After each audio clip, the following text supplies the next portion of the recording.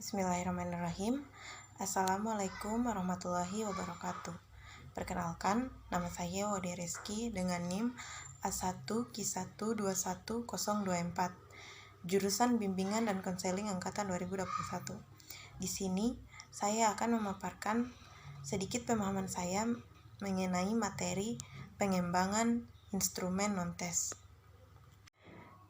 Jadi, pengembangan adalah suatu usaha untuk meningkatkan kemampuan teknis, teoritis, konseptual, dan moral sesuai dengan kebutuhan melalui pendidikan dan latihan.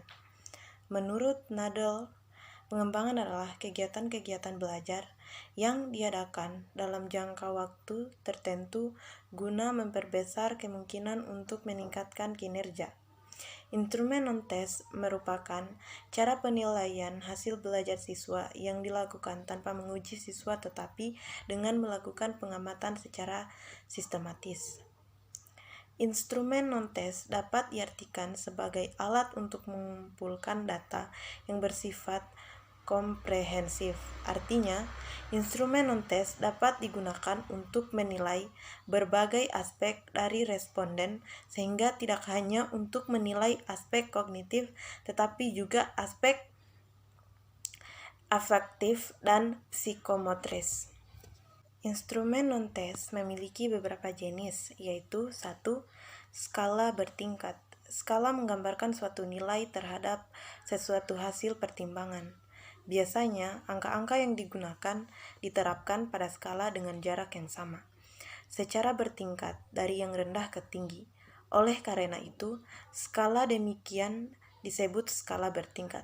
Skala ini dapat digunakan untuk melakukan pencatatan secara objektif menilai penampilan atau penggambaran kepribadian seseorang. 2. Kuesioner. Kuesioner berasal dari bahasa Latin yaitu questionnaire yang berarti suatu rangkaian pertanyaan yang berhubungan dengan objek yang dinilai dengan maksud untuk mendapatkan informasi atau data. Kuesioner adalah sebuah teknik menghimpun data dari sejumlah orang atau responden melalui seperangkat pertanyaan untuk dijawab. Jenis-jenis kuesioner adalah 1. Segi isi, 2.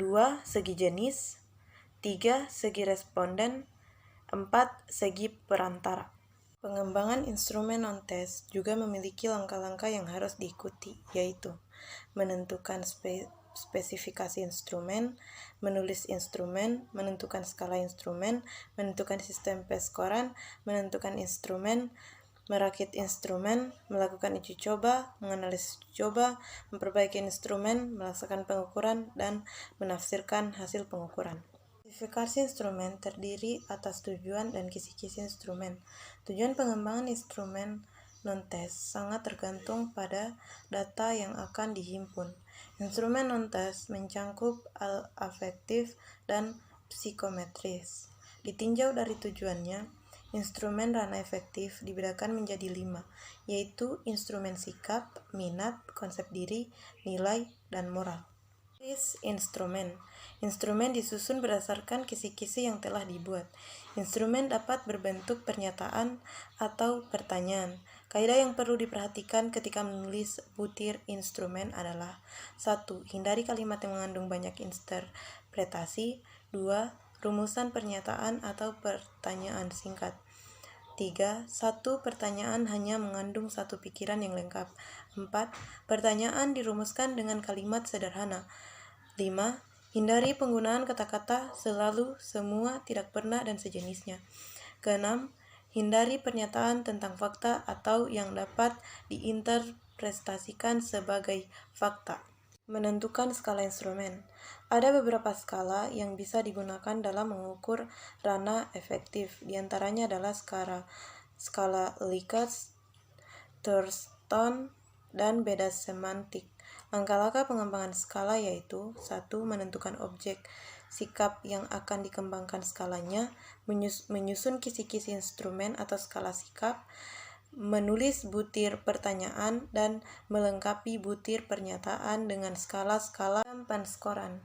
Yang digunakan tergantung pada skala yang digunakan.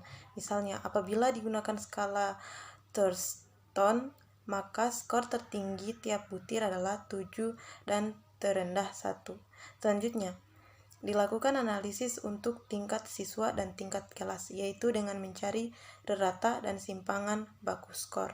Telaah instrumen.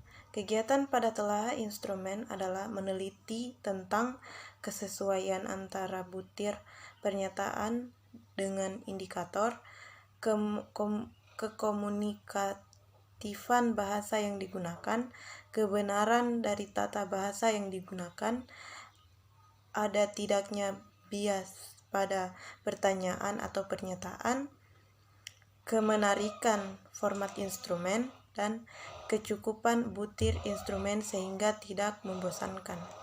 Rakit instrumen. Setelah instrumen diperbaiki, selanjutnya dirakit dengan memperhatikan format, tata letak, urutan, pernyataan, dan pertanyaan. Format harus menarik, urutan pernyataan sesuai dengan aspek yang akan diukur. Uji coba instrumen. Setelah dirakit, instrumen diuji coba. Sampel uji coba dipilih yang karakteristiknya mewakili populasi yang ingin dinilai. Perbaikan instrumen. Perbaikan dilakukan terhadap butir-butir pernyataan atau pertanyaan yang tidak baik. Perbaikan berdasarkan hasil uji coba dan saran masukan dari responden. Penjelasan pengukuran. Penjelasan pengukuran sebaiknya dilakukan pada saat responden tidak lelah. Ruang untuk pelaksanaan pengukuran harus representatif, baik kondisi ruang, tempat duduk, ataupun yang lain. Dan terakhir yaitu penafsiran hasil pengukuran. Hasil pengukuran berupa skor atau angka. Penafsiran hasil pengukuran disebut dengan penilaian. Untuk menafsirkan hasil pengukuran diperlukan suatu kriteria. Kriteria yang digunakan tergantung pada skala dan jumlah butir yang digunakan. Yaitu penentuan kualitas instrumen non-tes yang dikembangkan. Instrumen non-tes yang dikembangkan hendaknya memenuhi kriteria kualitas instrumen seperti reliabilitas, fasilitas, daya pembeda, karena instrumen non-tes tidak menilai benar tidaknya jawaban responden, maka tidak perlu mengukur tingkat kesukaran soal seperti pada instrumen tes. Reliabilitas. Teknik penentuan reliabilitas dapat menggunakan tes reset, tes paralel, tes belah dua. Rumus yang dapat digunakan antara lain korelasi produk Moman, Sperman, Brown, alpha, dan lain-lain. Reliabilitas instrumen ditentukan dari besarnya koefisien korelasi. Kevalidan instrumen non-tes yang dikembangkan dapat dilihat dari validitas, isi, dan konstruk teori yang mendasarinya. Ketepatan dalam menentukan definisi konseptual, definisi operasional, dan penetapan aspek serta indikator yang direncanakan. Dan yang terakhir yaitu daya beda. Pertanyaan-pertanyaan pada instrumen non-tes harus dapat membedakan sikap positif dan negatif. Indeks daya beda juga merupakan indikator keselarasan atau konsistensi antara fungsi butir dengan fungsi skala secara keseluruhan. Rumus yang dapat digunakan antara lain skor interval, korelasi produk, momen, person. Itulah tadi sedikit pemaparan materi dari saya. Lebih dan kurangnya mohon dimaafkan. Saya akhiri dengan ucapan wabillahi taufik wal hidayah. Wassalamualaikum warahmatullahi wabarakatuh.